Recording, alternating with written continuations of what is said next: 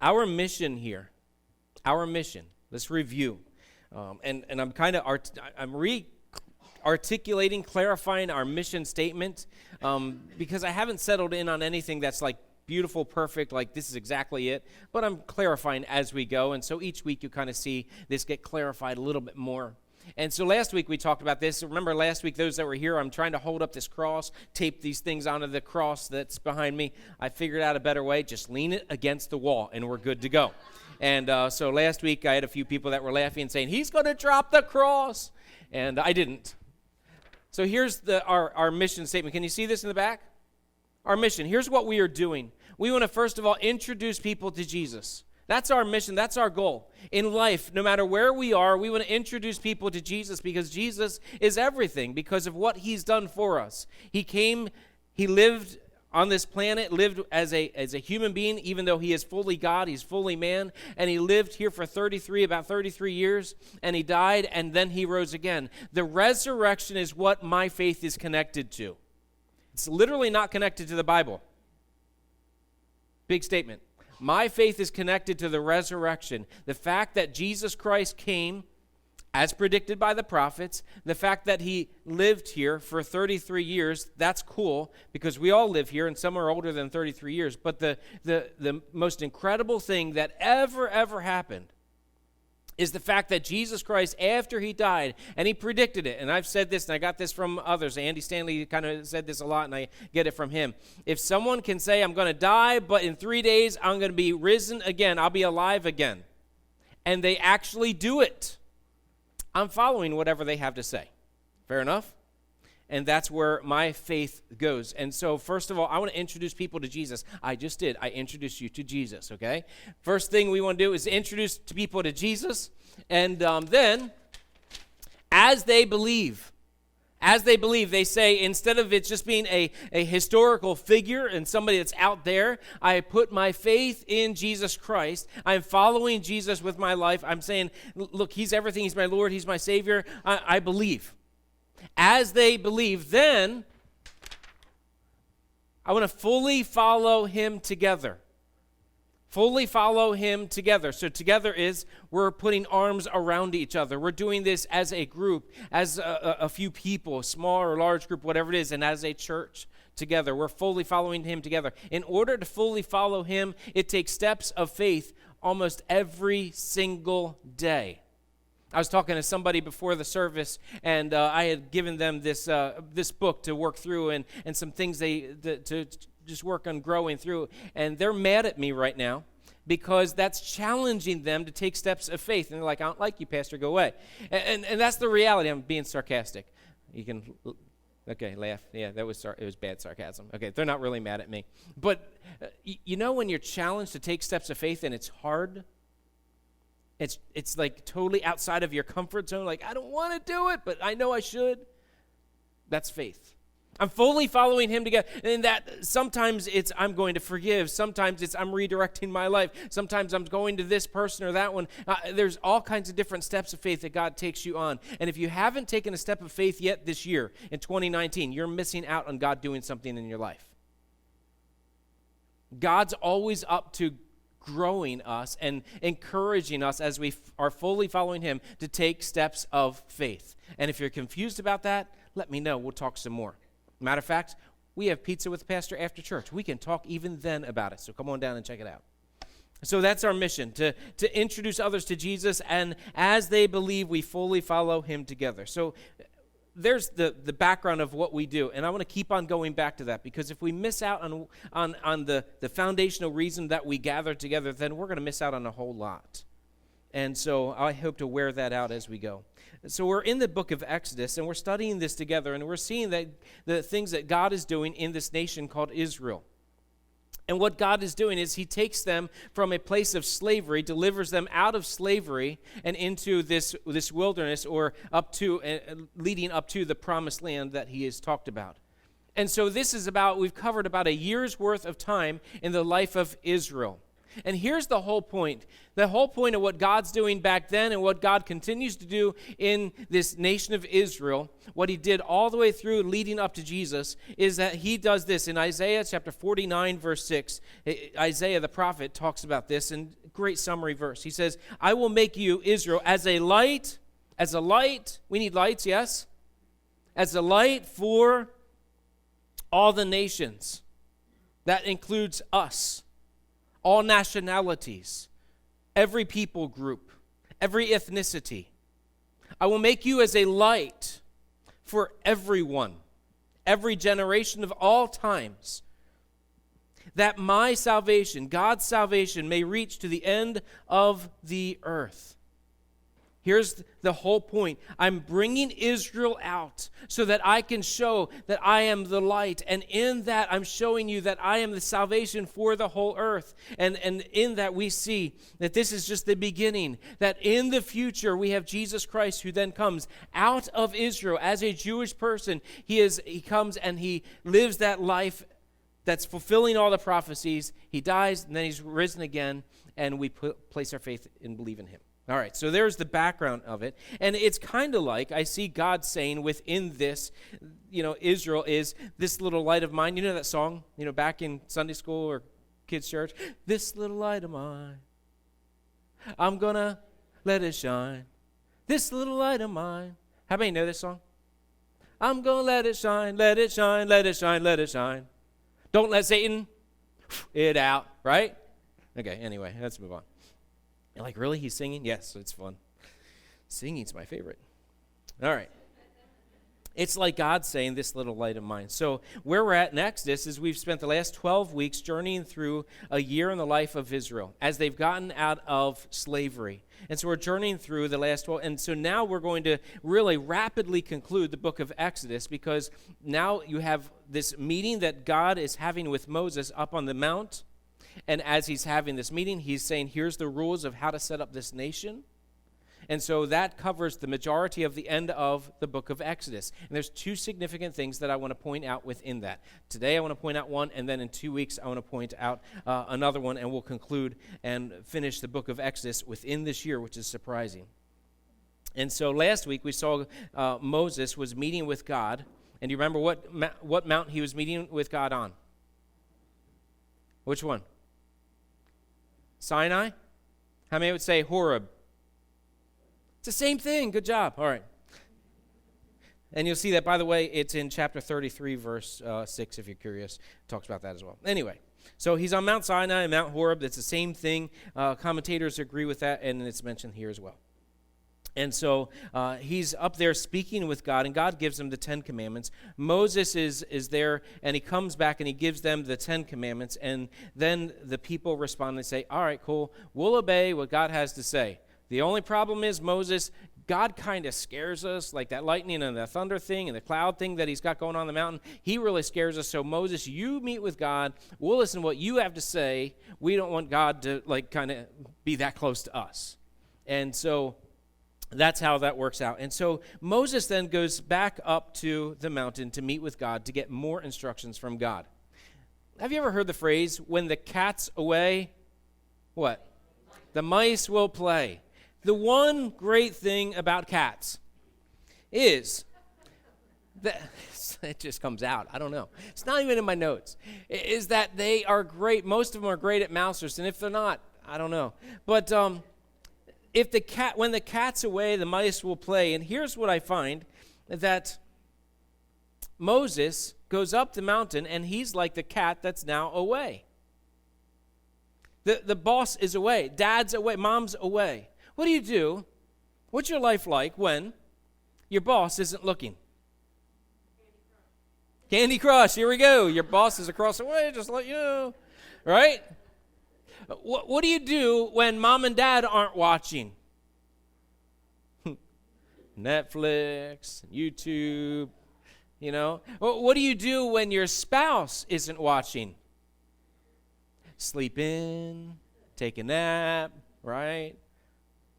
And we have all kinds of things when the teacher's away and you have a substitute teacher. Yeah, good luck, substitute teacher, right? And we have all kinds of things, and here's the reality. The test of a true character is what a person does when no one is looking. The test of true character is what a person does when no one is looking. And here, when we see Moses going back up the mountain, he's gone for a while now, we see that when the cat's away, the people will play. Years ago, when I was the associate pastor of the church here, Dick Vaughn was the pastor, and he would go away on vacation like once a year. And that 1 week, I would get to preach that Sunday, and it would be the awesomest thing. But here's the funny thing. If he let people know what happened with the attendance? Yeah, nobody showed up. Like half the church is there, like, yeah, we got to come. Junior over here is going to preach, but it's okay. Well, got to listen. And is he done yet? It seemed like, and so that happened, and him and I had these conversations. I don't understand. I'm still preaching the God's word. What's the deal with that? And things like that. And then I became the senior pastor, and it happened again. I'm like, wait a second, what's the deal here? And we had this phrase going on, and so that's why I try never to tell you when I'm going away, unless if it's somebody you really love to hear, It's a surprise. You come in, and he's like, oh, he's not preaching. That way, you never know when the cat's away. You always show up because, that's just the way life goes. But anyway, so Moses goes away to meet with God. And here's how the people respond. Exodus chapter 32. When the people saw that Moses delayed to come down from the mountain, how long did he delay? It's 40 days. He's there for over a month. Now, let's contextualize this a little bit. How many of you remember what you were doing in August? Wow, 3 people. Whew. All right, we have memory issues here. August was just a few months ago, yes? They've been out of Egypt only since, like we would look back at August, maybe July. So they are really just recovering from slavery. And they've left Egypt, they've gone across the Red Sea, now they're in this place all by themselves, a brand new nation, and while they're here as a brand new nation, for 3 months, there's all kinds of weird things going on. They run out of food, and God, where's the food? And manna comes, and now they have food. And they run out of water, and God, where's the water? And water comes. God provides all kinds of things for them, and God's been awesome. And now Moses goes up on the mount, and Moses up on the mount for 40 days. You would think that they would look back over the last year and be like, he'll come back eventually. It'll be okay. But like us, how many of you are patient when it comes to finding a parking spot at the outlets during this Christmas season or up at the Deptford Mall? Are you good with this? I've watched a few people do some really interesting things this Christmas season already. I need that parking space, and we're not patient. Here Israel is watching as Moses, their leader, and in their terms, Moses would be like a god to them. He is the chief leader representing God, and they're looking as Moses is gone, and so then they look back and say, there's a problem here. What do we do when our leader is no longer here with us? So they gathered themselves together to Aaron, and they said to him, up, make us gods who shall go before us. As for this Moses, the man who brought us up out of the land of Egypt, we do not know what has become of him. Here's what they instantly do. After about 40 days or so, somewhere in that time frame, they give up on Moses. They say, hey, listen, Aaron, buddy, you've been with us all along. Moses, he went away, he came back. We've known him for about a year. He's a little, the honeymoon's over kind of a thing, and he's kind of okay, but he's gone. He's probably not coming back. He's been gone for a while now. So Aaron, here's what we need. We need you to make us a god that will lead us. This looks a lot like the Egyptian gods that God showed were powerless. So here's what Aaron does. What would you do if you're in Aaron's shoes? Okay, Sounds like a plan. Here's what we're going to do. And it's as if there's an instant response from Aaron where he responds to them. He says, so Aaron said to them, take off your rings of gold that are in your ears and your wives and your sons and your daughters and bring them to me. So get all this gold together and bring them to me. You're like, you want a God? Got you covered here. So all the people took off the rings of gold that were in their ears and brought them to Aaron, and he received the gold from their hand and fashioned it in with a graving tool. He was very intentional and made a golden calf. So he spends the rest of the day making a golden calf. We're not sure how big it is, but it must be big enough. They said, these are your gods, O Israel. Notice, who brought you up out of the land of Egypt. When Aaron saw this, he built an altar before it, and Aaron made a proclamation and said, tomorrow shall be a feast to the Lord. And they rose up early the next day and offered burnt offerings and brought peace offerings, and the people sat down to eat and drink and rose up to play. So they're having a total party atmosphere as they're worshiping, valuing their new God, and saying that this God that is just created by Aaron is the one that brought them out of Egypt. So he's the one that we should be worshiping and excited about. They simply wanted a visible God to lead them. You ever do this? Let's make this a little bit more personal. You ever get tired of waiting for God? So you raise up a new God? Like maybe you don't take your silver, your gold or your silver or whatever, and you make a little golden calf and put it on the table or something. That's not. But maybe you do something different. Where you say, I've really been waiting for that right person to marry or date or whatever, and I'm tired of waiting, so I'll take matters into my own hand because I've been praying for at least 3 days and nothing happened. Or I've been praying for a month and nothing happened. Or, you know what? I'm tired of waiting on God for this thing over here. I'm tired of waiting for God to show up, so this is what I'm going to do. And I find we have all kinds of vices, I'll say, or gods in our life. James talks about this. He says, flee from idols. It's something we still have today. Things that we worship that we place above God. All kinds of things. We worship video games. Here's what we do when we're just kind of stuck, and it's kind of our go-to place, right? Where it's like, I'm waiting, and I'm tired of waiting, and I'm just going to play video games instead. And I'm not saying that video games are evil. I'm saying we kind of do that, right? We're impatient. I don't want to wait anymore, so I'm going to jump into this thing, and I'm just going to just blow my time, and who cares? And to go a little bit more deep, and there would be a problem with this, people jump into pornography. You know what? I'm tired of waiting to have satisfaction over here, so I'm going to look for satisfaction in this. Or I'm going to spend money that I really don't have to spend because I want my life to be better. I want to feel better. And we go and we put priorities into our life. We value things above God. Instead of waiting for God to do what he wants, to show up when he wants, we just kind of push into doing it our own way. We get into partying, complaining, drinking, sleeping, smoking. It's all of the above. You never grow out of this. It doesn't matter if you're 70 or 80 years old. You don't grow out of this. Maybe you don't get into certain things that you used to. Maybe you don't play Fortnite. Okay, fair enough. But there's other things that you do. Instead of waiting on God, you start complaining or gossiping or having things like that are going on. It's equally the same in that it's wrong, where you say, I must have this now.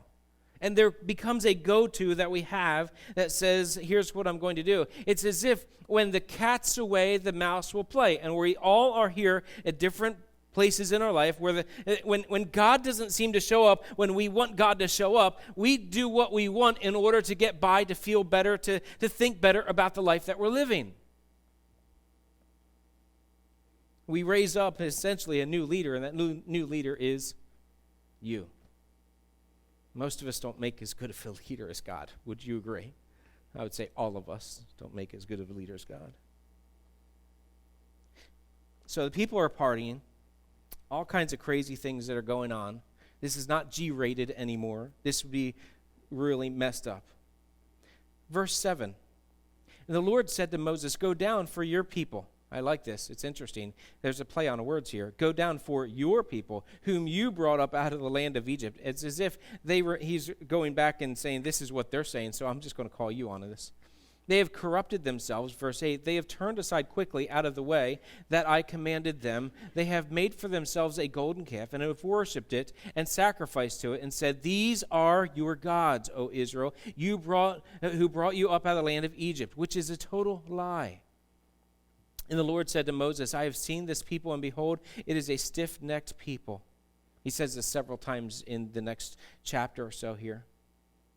He says, now therefore let me alone, that my wrath may burn hot against them, and I may consume them, in order that I may make a great nation of you. Moses, I'm tired of them. I'm going to make a great nation out of you, and I'm going to wipe everyone out that's down there. Now, a few observations about this text. We see that the same God who saw them in slavery and raised them up and brought them out of slavery is the same God that can see them in their sin as well. You ever think that God's not able to see you at certain points of your life? You ever think you can hide from God? It's as if we live that way at times where, well, the boss isn't looking, so it's okay to be this way. Time out. God still seeing what you're doing. In Psalm 139, it talks about God being everywhere present at the same time. He is omnipresent, we call it. And so they're acting as if God only saw them then, or God probably doesn't exist. And what we observe here is that God is present. God does see what's going on while he's having a conversation with Moses. And I love this picture because you see that if I'm praying to God, God could answer my prayer. And if you're praying to God, God can answer your prayer. And God sees everything that's going on, hears everything that's going on. God is above all things. He's not limited like we are.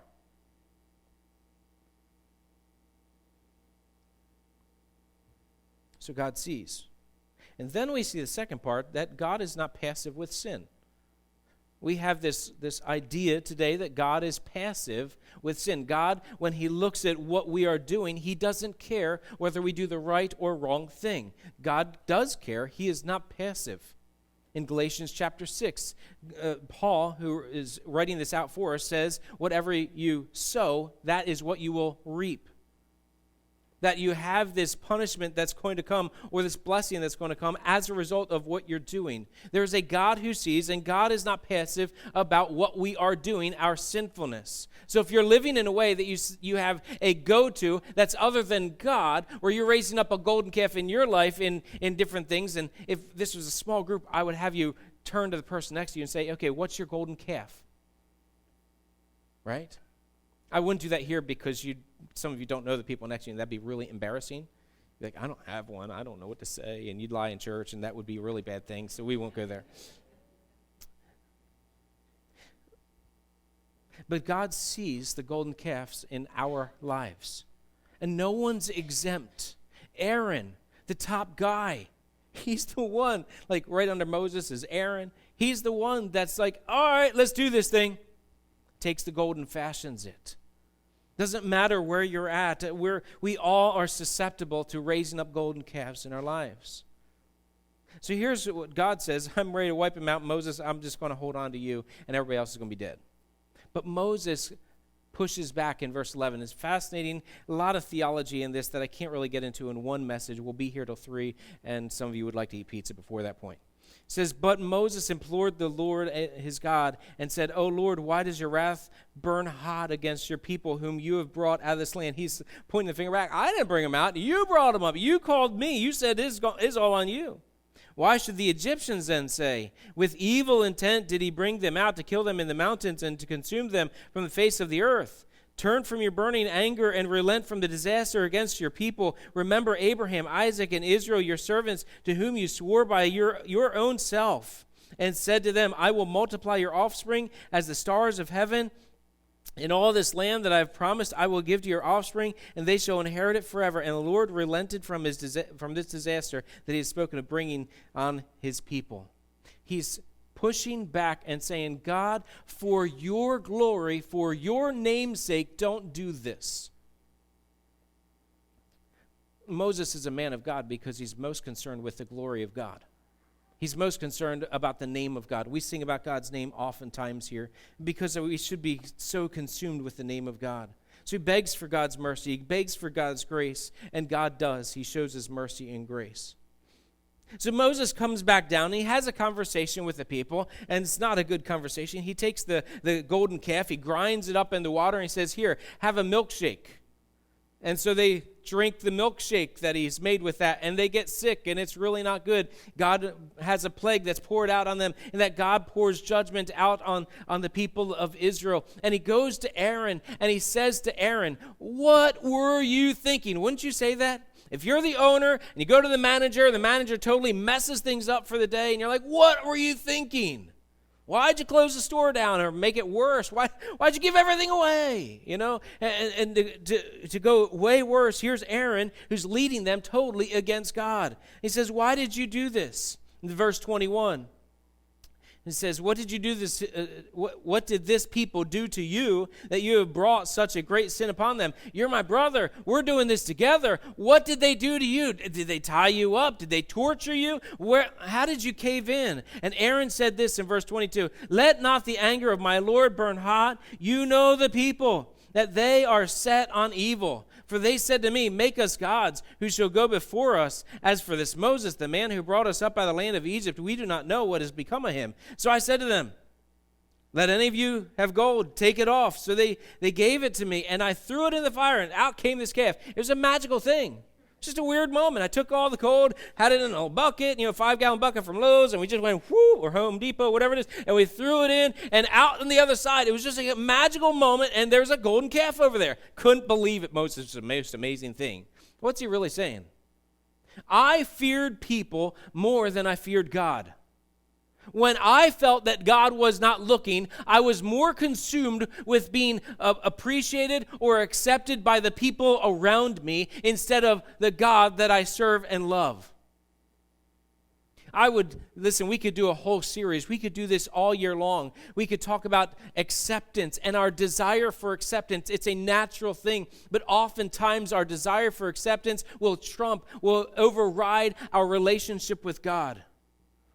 God's desire is that he is above all things, that we fully follow him together. And so when it comes to, I'm consumed with being accepted by other people, I push pause and say, no, it's not about whether you accept me and where I'm at. I'm going to do the right thing regardless. That's character done right. I think if I were asked, probably every single one of us struggles with acceptance at some level.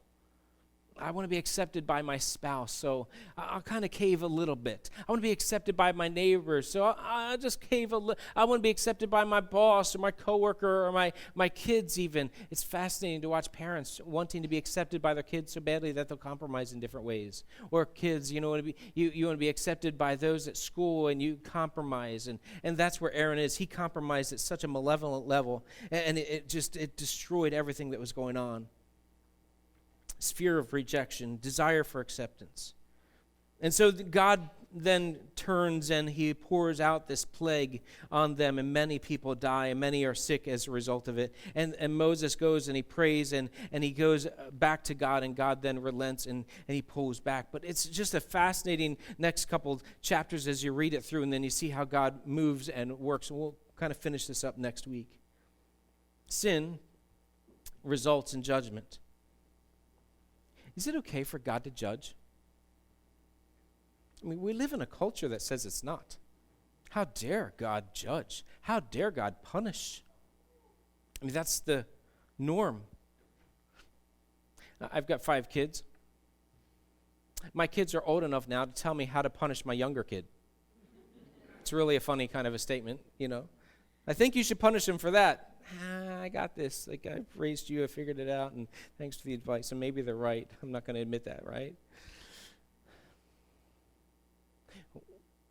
When I'm walking down the street with my child, and they go to run across the street in the busy highway, and they don't listen to me when I say stop, should I punish them? Every parent would say, yes. And if you don't, and you say, just let them do their thing. They've got a free spirit. It's so amazing. Let them play on Evesham, on the black horse or white horse bike. It'd be so cool to watch this thing. Just sit back and just celebrate their freedom and their independence. You know, if you saw me do this, you would punch me in the throat, right? You're like, what kind of idiot are you? Do you not love your child enough to protect them? They're not listening at all to the protection that you're giving to them. Do you realize that God's instruction is protective in nature? It's just guiding. And as they're running an opposite direction and they're erecting a new God, every time you push God out, what you do is you push in self-centeredness. And that's exactly where they're going to lean. They're going to lean into, I think my God should be like this. I want it to be my way. And they'll end up in wars and fighting. And there's going to be a dictator. And it's going to be someone that hurts other people, guaranteed. When God's not the one that's in charge, we always lean towards self-centeredness. And it always results in pain down here. It may not be immediate, but it is eventual. And some of you have lived that. Some of you get that because you've lived that with other people, and you're like, yeah, I wish they had God in their life. It would have totally changed them. When we submit to and we love, we follow God, it changes everything. And that's really the point. And I think sometimes we view the cat, we view God as taking away all the fun in life. You know, mom and dad, they're just taking away all the fun. God's just taking away all the fun. And God's like, no, I just don't want you to run across that road over there. It's going to kill you. So, let's pause. Let's pull into this a little bit more. What does it look like? What does life look like when the cat's away? See, I'm confused. What does it look like? What does it feel like? What is life like when God is silent? Because they're spending 40 days of silence. They're not sure where God is, this Moses guy. I mean, we've only been out for a couple of months, and this is all brand new, and Moses is gone, so we need to do something. We get impatient if we don't get that parking spot that they were supposed to get, right? We get impatient if they cut us off. We get impatient of all kinds of things. Just think about your phone. You pick it up, and you want to get on that internet site, and it's taking forever, and I'm getting impatient. Listen, when God doesn't show up, when we want God to show up, when he's silent, we tend to get impatient with God too. And that's what Israel's doing. They're impatient with God. They've been on their own for 3 months, and maybe they just felt stuck in that 4-month waiting for God. You ever felt stuck? What do you do when you feel stuck? Where do you go? How do you react? Do you justify your unkindness to people around you?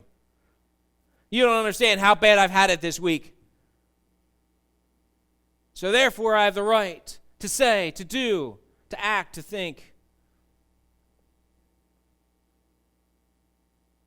And they would justify it. Maybe just like us, they've lived in this fast-paced society. That's Egypt, right? They didn't have a day off. Nothing was closed on Sundays. Like, it was constant 24/7. That was their life. It was constant run. And that's all they knew. And they get to this other point where now they're in the wilderness and they're stuck next to this mount and they're just hanging out there like, now what's next? We can't go to the store, the shopping malls, they don't even exist out here. We're in the middle of nowhere. We get this weird manna and the water comes, and it's just weird. How would you feel if your television, your electricity, your cell phones all shut down for a month? Remember when Hurricane Sandy came through, right? And some of us, we lost our electric for like days. And if you're anything like me, here's what I'm doing. I think Home Depot still has a generator. I'm going. I can't afford it. I'm going. I got to have my electric. I've got to charge my phone. I've got to charge this, and I got to have that. And for several like days, it was, and our minds were blown like, well, now what? And up in the Northeast, in the northern part of America, where they're now getting blizzards going across the north, and it's really amazing. And we've had blizzards. I remember back in 96, we had a blizzard that was just incredible, or 95, 96, that we had over 2 feet of snow, and everything stopped. I couldn't go to work for a week. I was stuck at home for a week. It was torture. You with me? Right? Some of you go to work to get a break. Can't wait for tomorrow. Like, hey, I get to go to work. I get it. I understand. Here's Israel stuck in the middle of nowhere. Moses is gone. They're sitting at the bottom of the mountain having no idea what's next. There's total silence. And now what? Stuck. Maybe they just don't like silence. Maybe they're getting anxious and they have no medication to deal with that.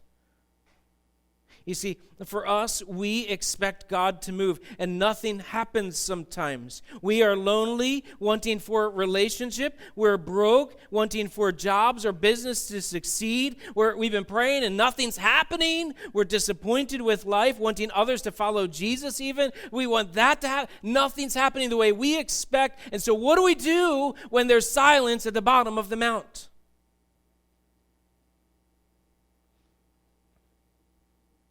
So we all experience this. No one's exempt. This is a normal part of life, as a matter of fact. So here's what not to do. Don't erect a golden calf. Is everybody with me? Yeah, I'm not doing that. When you go home today, if you're feeling stuck, if you're feeling frustrated, stressed out, don't make a golden calf. That's not the point of the message, okay? So here's what we should do. I'll give you 2 quick points. When you feel like God is silent, here's the very simple part. Strengthen your faith.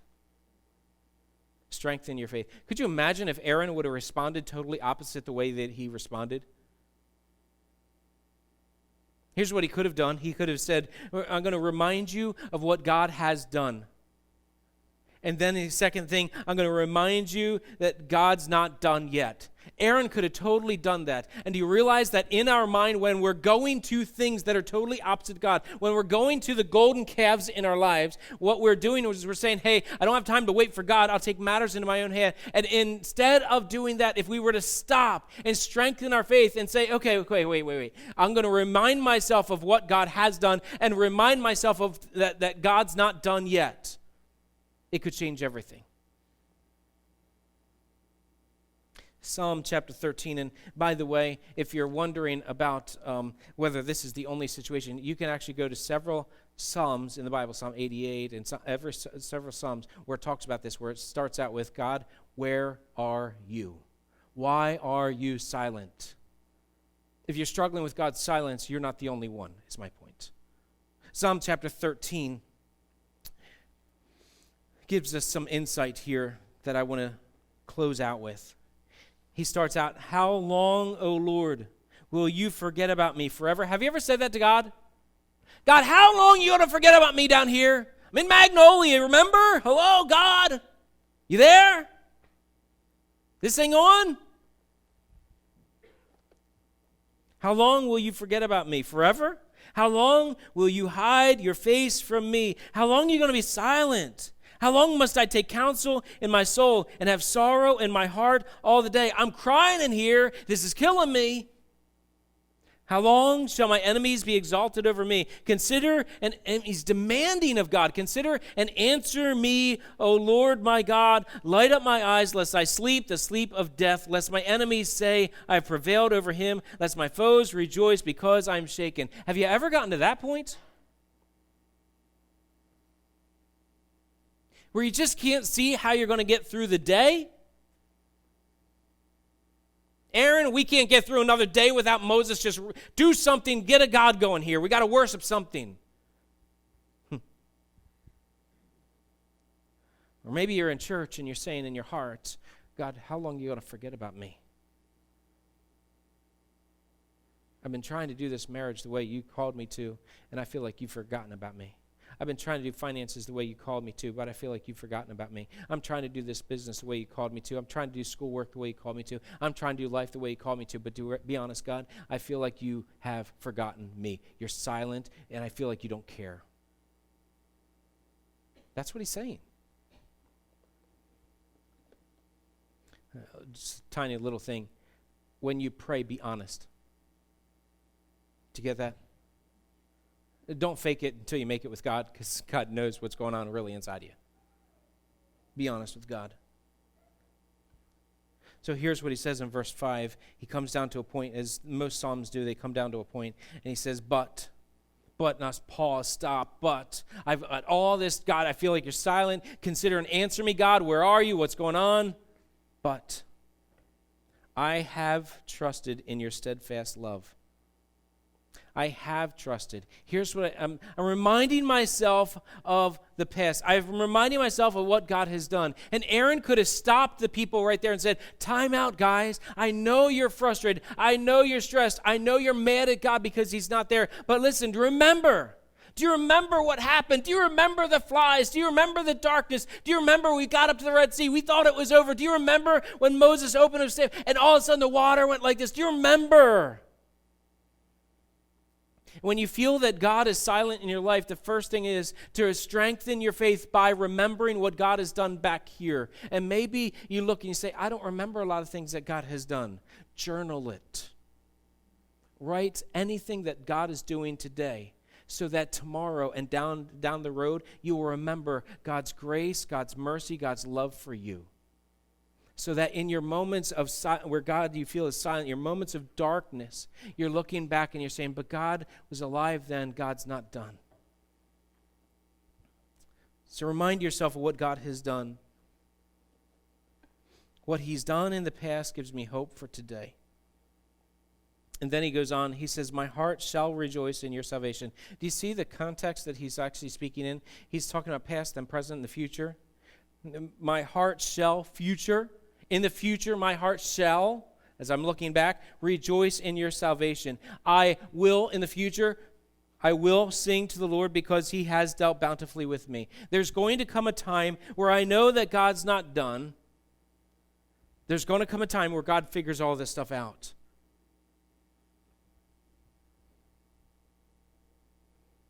So he's not done yet. So I will sing. So while I'm struggling today and I feel like God's silent, I feel like things are just totally out of whack, God, I'm looking forward to that day where I'll sing of your salvation. I'll sing of how you redeem. I'll sing of that, of what you're doing. And maybe you're there. Maybe this is not the message you're expecting. Like, it's going to be on thankfulness, right? Well, yeah, you thank God for what's in the past. That's part of it. But in order to stay close to God, you must strengthen your faith oftentimes just right here by reminding of what God has done and reminding us that God's not done yet. And the truth is, as we kind of pull this in and land the plane here, the truth is Jesus Christ had to do the same thing.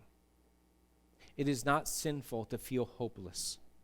It is not sinful to feel like God is silent. It is not sinful to go through a dark season. Even Jesus did. On the cross, while Jesus is crucified, he is hanging on this cross, and his blood is pouring out of his life is just done. And while he's sitting there, he says this, my God, why have you forsaken me? God, where are you? You're silent. And he walked through a season of silence that we will never experience in that same way in this life. And he did that so we would never experience what he did. He experienced this, and yet he continued to be faithful to follow God through the silence. And he gave his life. He was willing to be abandoned by God, to be all alone. His friends rejected him. His family rejected him. Everyone is totally alone. Even God rejects him. Why? Because God's wrath was being poured out on him at that moment in time where he's pouring out the wrath that is intended for all of us. All of our sin was being poured on him, and God could not look at him at that point in time. So that he could redeem us, so that he could initiate and give us the opportunity to have a relationship with him, so that we can believe. But 3 days later, now this is the greatest hope ever. 3 days later, here's what happens. Jesus raises from the dead. Isn't that awesome? And that's my encouragement to each and every one of us. That while we might be sitting in that silent, that dark time of life, maybe that's what Thanksgiving is about for you. Maybe the holiday season, you're in darkness, you're in silence, and you're like, God, I just want you here, but I can't say that in church because it seems weird to say that. I can't say that with my friends, and so I'm saying this privately and personally. God, where are you? I would say, based on the facts that I see lined up in all the lives talked about in Scripture, that God does his greatest work in darkness. The light shines the greatest when it's darkest in our lives, but it's painful to walk through, yes. And that's why we encourage ourselves to talk honestly to God. I'm in pain here. I know your steadfast love. I'm reminding myself of what you've done. And I know that, God, you're not done yet. But while I'm in the middle, in this silent, in this dark time, God, I'm struggling. And God does this amazing thing where he takes a life that feels dead and he makes it totally alive again. That's what he did with Jesus. And that's what he says he will do with us and continues to do as we faithfully follow him. So, the point, don't raise up any golden calves today. If God feels distant, if God feels silent, if you feel like you're in a dark place, talk to him about it. And as a church, we could grow in talking with others about this as well. Because every one of us will go through dark times, but we shouldn't do life alone. Life is much better connected.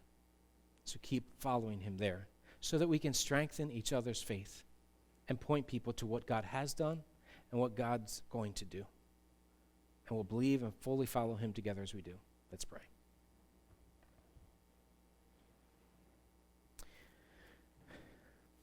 Lord, I thank you that you were so gracious with Israel that you poured out grace and mercy in their life, even at that point when they were rejecting you the most. And God, in our lives, there are times where we raise up golden calves. They look different, but Lord, there's times where we raise up the golden calf and we think that's a better way. Lord, forgive us. Draw us to you. Lord, I pray for some that, I know this message is for someone here. I know that you guided in this way for someone here. I pray that you would encourage them through their dark season even today. May you, Lord, just strengthen their faith and give them the courage to strengthen their faith in you, to remember what you have done and to know that you're not done yet. And we'll give you the praise. We thank you, God. We thank you for your love. Thank you for your mercy. Thank you for your grace. In Jesus' name I pray. Amen.